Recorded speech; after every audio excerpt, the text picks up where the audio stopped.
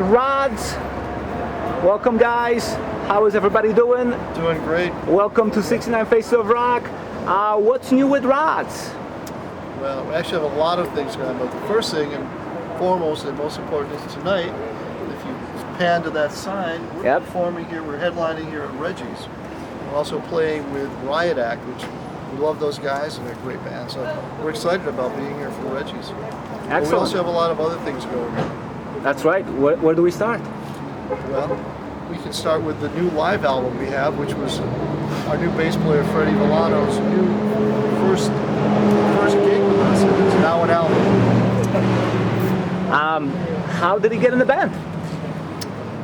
Well, I moved to Cortland, Ithaca actually, about 10 years ago and started playing around in the local music scene. Started to know people that were mutual friends and colleagues of Dave and Carl. And then Carl and I did a couple of gigs together with some friends, and I played on Dave's solo record, which Carl also played on. And so when Gary decided he wanted to retire, you know, I guess I seemed like a natural fit because we had already been working together and the experiences were seemingly positive, especially from my end. So, you know, they gave me a call and told me what was going on and asked me to come down and play, and hopefully the rest will be history, as they say. We gave him a call, asked him to join the band, and unlike Metallica, because we thought that was kind of a kiss-ass move, we did not, and I repeat this, we did not give him $1 million to join the band. He joined out of love of the music. So what kind of a dynamic do you have in the band now? What kind of a dynamic do you have in the band now? Because I mean, you've been with the old lineup like forever. Well, David and I have been together for 42 years. That's a long time. It's a long time, and I'm having more fun than I've ever had. David wrote most of like every song on the album musically. I contributed some lyrics, but David wrote a great album, and so we're recording this new album, and we're really excited about it, and we're doing dates. But after all this time, it's more fun than ever, for me anyway, speaking for myself. David can speak for himself about that. He might not be having as much fun as I am. Yeah, David. Tell us something, David. You haven't spoken anything. No, well, yeah, I'm having a great time, and Freddie was a perfect fit for the band, you know. And so it's kind of exciting because you know, we're doing this new album after all these years, another album. So, and I think that the material, because I think all of us have matured a little bit after the last 40 years, so the material's a little bit more mature than writing about, you know, sex, drugs, and rock and roll like we used to do back 30 years ago. But I think the album's going to come out great, and I'm excited about it, and I'm having fun too, you know, playing these live shows. Great. So let's get back to the beginning. Let's check some history and your history knowledge as well. When did the Rods first form? It was the second spring of 1979. And I'd just like to go back to the sex, drugs, and rock and roll. I never did drugs. Just for the record. Coming clean on record. Yeah, I can't say anything about the rest, but I definitely didn't do drugs. But it was the spring of 1979. That's when we first got together and started working. We started writing immediately. David had songs, I had songs. We get together in the morning and rehearse at Alfonso's. Then we would go to my garage in Ithaca and we would build cabinets and work on material. Actually had a little silk screen, a little screen press for t-shirts. We would do those, and at night we would go back to Alfonso's and practice. And then we headed to Fredonia shortly after, when we started doing gigs for Chris Bubach, who was working at, actually was in college at Fredonia, and so we would go there, and Chris, who engineered the first Metallica album, he was a student there. So just like Freddie's first gig with us was turned into an album, Chris's senior project turned into a major label album for him. Excellent. First album. Show it and tell us anything and everything we need to know about this. Let's see. There it is. That picture was taken in Rochester, right? Our manager at the time was from Rochester. And yeah, this is the lineup original lineup of the album. Yeah, so this album was originally done, like Carl said, in Fredonia, but it was a self-released album just called The Rods, which you don't have a copy of that, probably a picture of that. But this actual album was a self-released album that we did. We recorded in Fredonia at the college with a bass player named Steve Starmer that was in the band before Gary.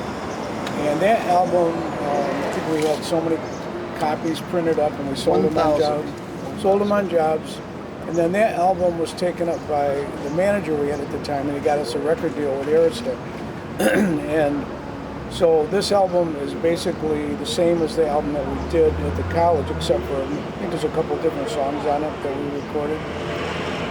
And so, yeah, so this was our premier album, and this album was one of the best albums that we've done through our career because, you know, we got to go to UK, we did a 30-day tour with Iron Maiden over there to support this album. We recorded the Wild Dogs album over there, and we just had, this album got us a lot of momentum at the time, so it was right at the cusp of the beginning of the new wave of heavy metal that was coming out back in the time. So yeah, this album still has a lot of the popular songs on it for today, so Yep, excellent. to remember. Wild Dogs. Wild Dogs. Wild okay. Dogs. Wild Dogs was recorded at Parkgate Studios, where Def Leppard recorded Pyromania, and it was It's an in the English, UK. English farmhouse, right, in rural, near Sussex actually, Essex, Sussex, and this was, we recorded first, and then we went on tour, and then we, with Iron Maiden, and then we came back, and then we mixed this album at the Enid's farm. They had a recording studio, and we rented gear from Pink Floyd's studio from their, I guess what they would do is they would buy tons of gear when they go on tour, and then when they weren't on tour, they would lease it to people for astronomical prices. So that's what we did. We leased some of their gear, and we mixed it at the Enid High studio. prices. Yeah, for on a Katic, an English Bought it board. for less, but we rented theirs for more. Could have bought it for what we rented it for, but we did mix it on a Katic board. No digital mixing, no memory. We just had to do it by hand. All the moves were rehearsed and done live, and so that was it. And it was a different album from the first one, but I love the songwriting. You didn't play on those records, but you got to play these songs live. Yeah, I do. What's your take on this material? Well, I mean, I love playing this style of music, and you know, the Rods in particular. I feel like it fits right within my wheelhouse. So you know, it's as natural as anything could be for me as a bass player to be playing with Dave and Carl and be playing these tunes. I, you know, was familiar with the band from when I was younger. I'd seen them open for Iron Maiden and stuff, so. You know, it's not like it was something completely different than what I was used to listening to or playing. So it just seems like a natural fit, and I'm having a lot of fun playing these tunes and, you know, making them my own. So Great. In the Raw. Wow. In the Raw. Who wants to attack it? Yeah, I don't. Carl probably remembers more I about remember the, this. And all I remember about this album is the photograph and the cover, which we had been awake for how many hours? Over 48 hours. We've been awake So- for over 48 hours. Any reason for that? Traveling. Yes. And then our manager or somebody said, we need a photo for the album cover. So Yep. we just like stood together, they took a picture Let's of take us. a picture. And, you know, and that's a cover So, song. so this album, we had, I'm trying to think whether it was before or after, but Chris Bubach was working at Music America, the engineer for first Metallica album, and Spyro Gyra and a million other bands. But, so Chris said, come in. He used tape that he already had, so we didn't have to pay for the 2-inch reels because, you know, young people today, they don't even know what tape is, but it's 2-inch tape. It was very expensive per reel, $150 to $200 per reel, which is like $400 or $500 now. But so he had used tape, we recorded it, and these were all songs that we had been rehearsing record the possible new album, and it was a demo tape, essentially. And so we went in and played live with minimal overdubs.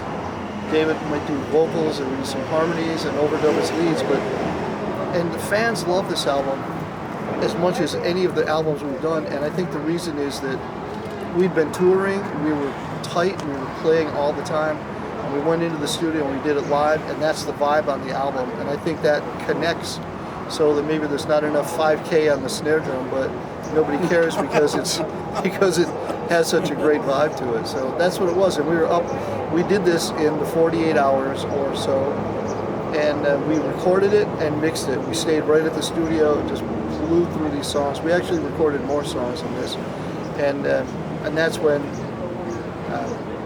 they showed up with a camera and said, "We need a photograph," and stuck one in our face, and we looked so bad. We had dark circles under our eyes. We'd all been up. So that's why they used a red filter, they said, because we looked so bad. So there you have it. You were always a live band. Yes. You have a live record, but maybe tell us about some of the tours you did back then. Well, we toured with a lot of people. Ozzy. Blizzard Rise, Ozzy Osbourne. We did Fleetwood Mac dates. We did a bunch of one-off dates. Iron Maiden, Judas Priest, those kind of bands. We did tours with them. Foghat, Joe Perry Project. We did a tour with That's Rude. A motorcycle with loudspeakers is not necessary. I know. Unnecessary. Now, if he were playing any of the Rod's music, I wouldn't be complaining. But he's not blasting Rod's music. I know that could be problematic. Thank you very much. Our tour manager Patty just brought us water. Thank you, Patty. So, what was I saying? Now I forgot. That was mixed in your garage, wasn't it? Yeah, it was at the lake. So, but we toured with a lot of different artists. I'm trying to think: Crocus, Judas Priest, obviously Iron Maiden here, Twisted Sister, lots of artists. I remember seeing some pictures with Richie Blackmore of Rainbow in Kerrang. And we did Rainbow. That's right. Okay, you got to bring that one up. Yes. I have a daughter, so I don't bring that up very often. Okay. Let's keep it a secret. Yes, so yes, we recorded this actually with Motorhead. This was some of this was recorded on tour with Motorhead, and then when we mixed it at the lake, a place in Pennsylvania at the lake, and we brought the same portable gear, and we mixed it at the lake.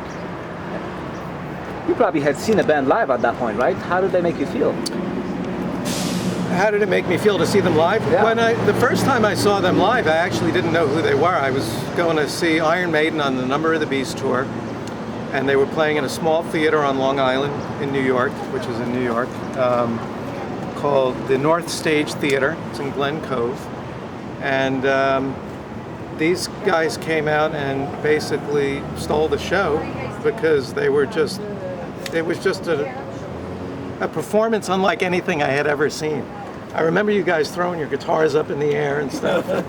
I kind of knew what to expect with Iron Maiden, and they were great. I got to see Clive Burr, which I'm happy about. But really, if there's any indelible imprint from that night that stays with me, it was the Rods, for sure, 100%. Yeah. And the story continues with Let Them Eat Metal. Well, the cover, which as you can see is once again tasteful art. Very much so. In the Rods fashion. Nothing heavy-handed, always subtle nuances. This was someone that David had known years ago and had been friends with, and then I became friends with Sherry. And we had this idea for the cover, and Sherry popped up with her metallic friend and stuck it in a banana peel. And the gentleman who took this, was it Isaac Merker? Dana Merker. Dana Merker, but no, it was Isaac Merker Studer. It was a very elderly gentleman who took this photo. And Sherry was telling me the whole story about how he's filming her, and she goes, I was embarrassed because there was this old guy. But he's been a photographer forever. It's like a doctor. He's seen it all. But this album was recorded again in Music America in Fredonia with Chris Bubach. And I think part of this was actually recorded at Pyramid Studios, mixed maybe at Pyramid Studios. And but I can't remember. I'd have to look at this. Can we move that way a little bit with the sun? Yes. So with working with Chris again, it was fun. And that drum sound in Music America, there was a big ballroom upstairs above the studio, so we recorded the drums up there. Very live. It was a millionaires club and a speakeasy back in the 40s, 30s and 40s. But that drum sound is really amazing to me. What a great room. So we did it in the winter, and it was cold, and I was cold the whole time. But it's a cool album. What happened after this? After the album, the record? Because then you come up with something called Hollywood. Excuse me. Which at that time I don't even came out as Rods, right? It didn't. And this was, I think this, in Monday morning quarterbacking on this is, David and I had written a lot of songs that really needed a strong singer. And They weren't like Rod style songs. They were a different type. They needed a very strong singer. They weren't our style of song. So at that point, we weren't really totally dissolved as a band, but I think we just got a little bit burned out by the business part of the whole business. Who didn't? Yeah. So we started doing some other things, but we still wanted to get together and do an album. So Carl and I figured, why don't we take these songs that we need to get, they're not really true Rod style songs, but we'll get a singer and we'll do this album, and just call it, be like a one-off type of thing with a different singer. So Carl had seen this, was watching the show called Star Search, right? It was Star Search. Mm-hmm. And saw this guy singing on Star Search, and his name was Rick Caudle. He said, oh, this guy's a great singer, and he sent me a copy of the thing to listen to, and I said, yeah, he's really great. So Carl contacted him, and he came into Ithaca and learned the songs and sang all the songs on the album, and did a really good job. Excellent. But we didn't want to release it as a Rods album. Yeah. And in hindsight, we shouldn't have released it at all. We should have done it, or at least done it as a whole other band and not attached our names to it. I mean, it sounds like a law firm, doesn't it? Yeah, it does. Are you surprised they released that as Rods down the line? It was never the Rods. On the reissue, we decided to do that. Yeah. The next record, now, that's an interesting album. Heavier Than Thou. Even though. So this album, this was Shmulik Avigal. Excellent Similar singer. type situation. Yes, really. Shmulik Avigal. We weren't planning on using Shmulik Avigal at all. I was working with Shmulik Avigal, Andrew Duck McDonald, Craig Gruber, and Tom Inamorato. Poor Tom Inamorato, I can never apologize enough. Poor Tom came with a young, fresh attitude, and we just beat him up. He was with these older, jaded guys, and he got these fresh ideas and was such a sweet guy, and we just tortured him. We'd come up with ideas, we'd change it. But so during that time, Shmulik was around, and I don't remember what it was, but David was working at this restaurant that he had purchased. I was producing, and so we were limited on time. And these songs were really great and needed a voice. And I think David heard Shmulik sing one of these songs, and he said he should sing the whole album. And it was as simple as that. That's how it worked. And the Simon Brothers, this was done in France, in Paris, when I was there with Danny Tervesh and Christian and the Simon Brothers. I still have this painting. It's actually an oil painting that I have hanging in my house, which I'm happy to sell to the highest bidder. But It was a cool painting, and that's. I think I got $5. There's a buyer. Let me see if I have change. 7? But anyway, it's a photograph of the painting, and it was cool. It was a cool cover, and it was a fun project to do. But it was at a time when we were onto other things, but we still wanted to continue to record. The music business was not dissimilar to how it is now. No. For metal music, a little bit in disarray unless you happen to be, at a certain level. Now that you're familiar with Rods after seeing them with Maiden, what was your take on some of those records they did later? Well, to be honest, I probably didn't keep that close of track, but in hindsight, I can say, knowing the band now and the material, I mean, there's some really great stuff on there, and Shmulik is unfortunately he's since passed, but he was a fantastic singer. I mean, it's irrefutable. The guy had an amazing voice. Was it appropriate for the Rods? Everybody, I think, creatively and artistically wants to, or has a tendency to want to stretch the boundaries of what they've done previously.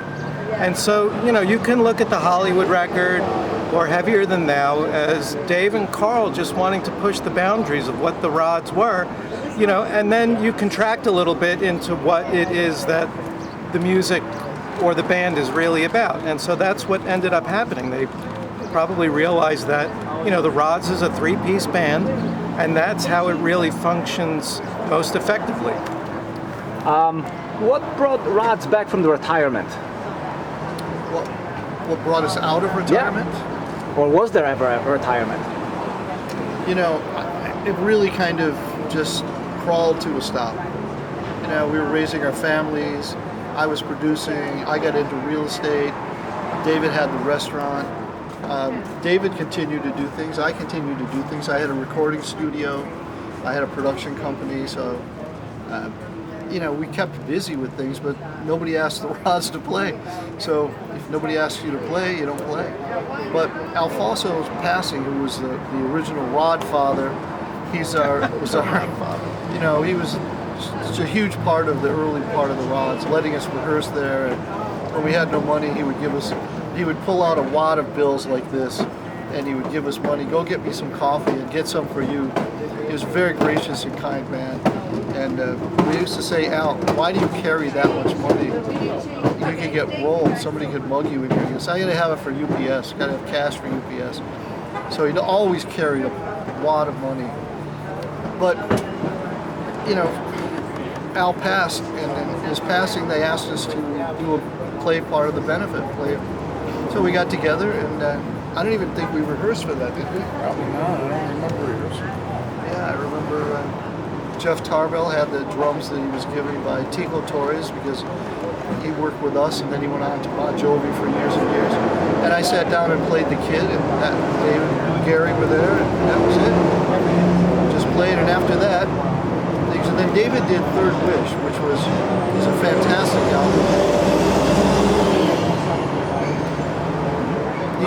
These people driving by are really annoying. I know. But so the Third Wish album was fantastic, and I think we did solo albums. Carl and I were doing That's solo right. albums. So Third Wish was one of my solo albums, and Carl, heard the album and called and said, I really like this album. We should get together. We should, maybe have a reunion.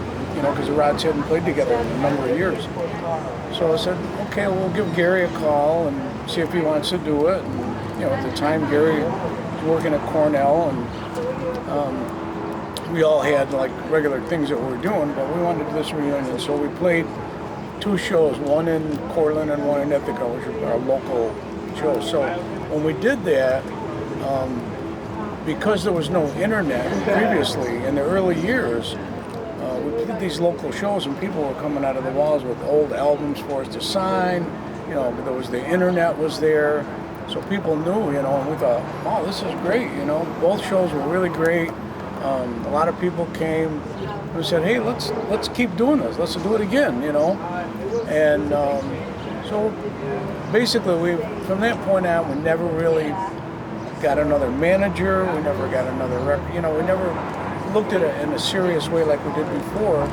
Carl did most of the business parts, or he handled the booking of the jobs, and we just started playing jobs.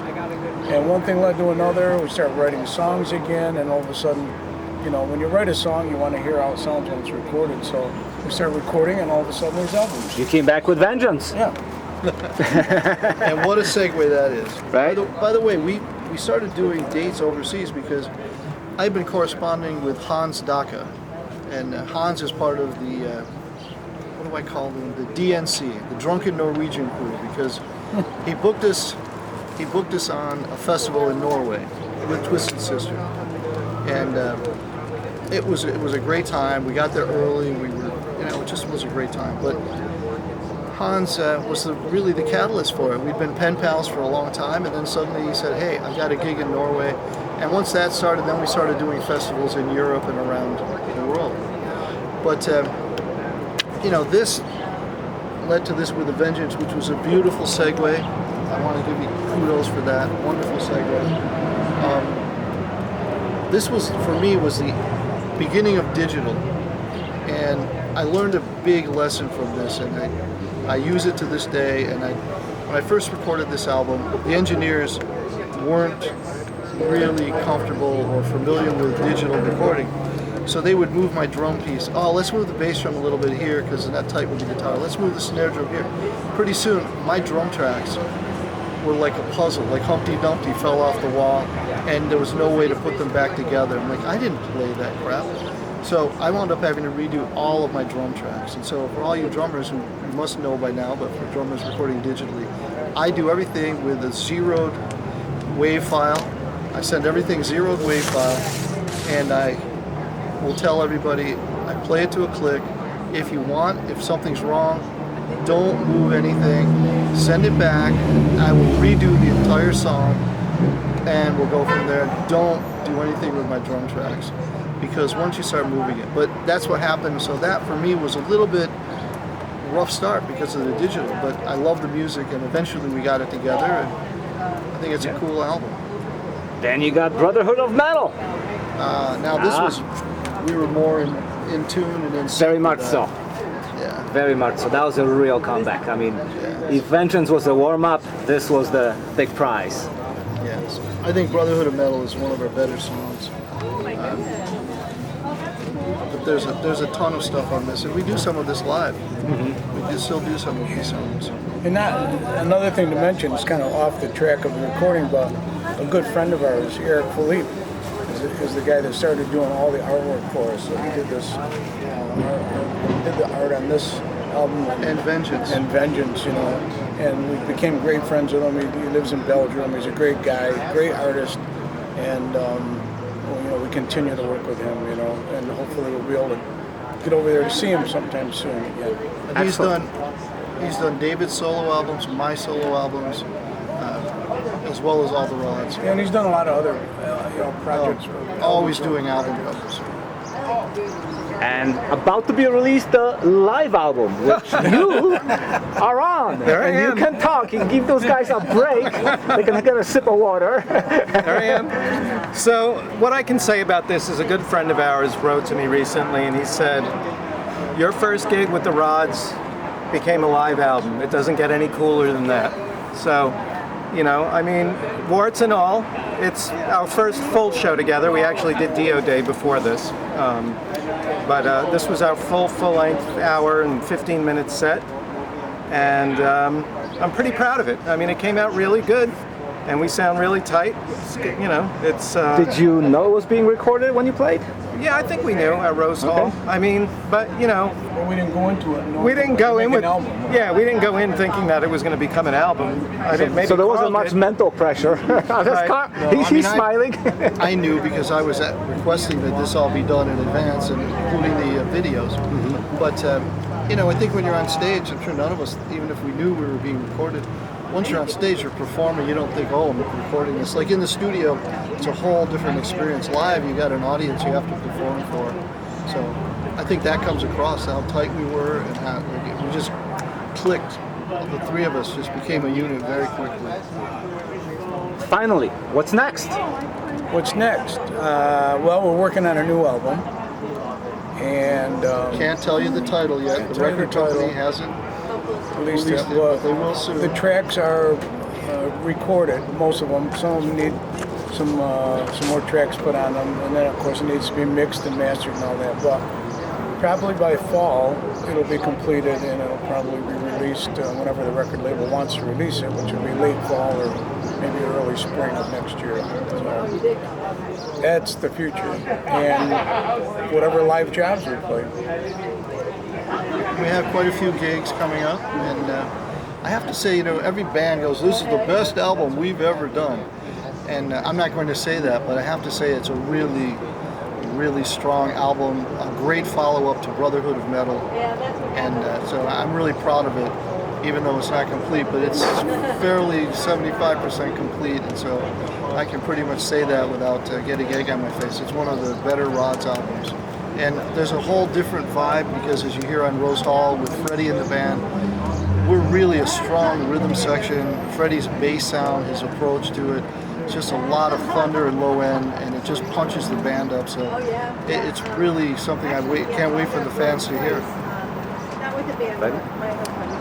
Yeah, I mean, I think the one thing that's already apparent listening back to the tracks that we've worked on is that there seems to be a palpable enthusiasm in the music, you know, so the energy is really there in a way that will hopefully translate, and people will see that, you know, we're having a good time, and there's more to come, you know, we're not done yet.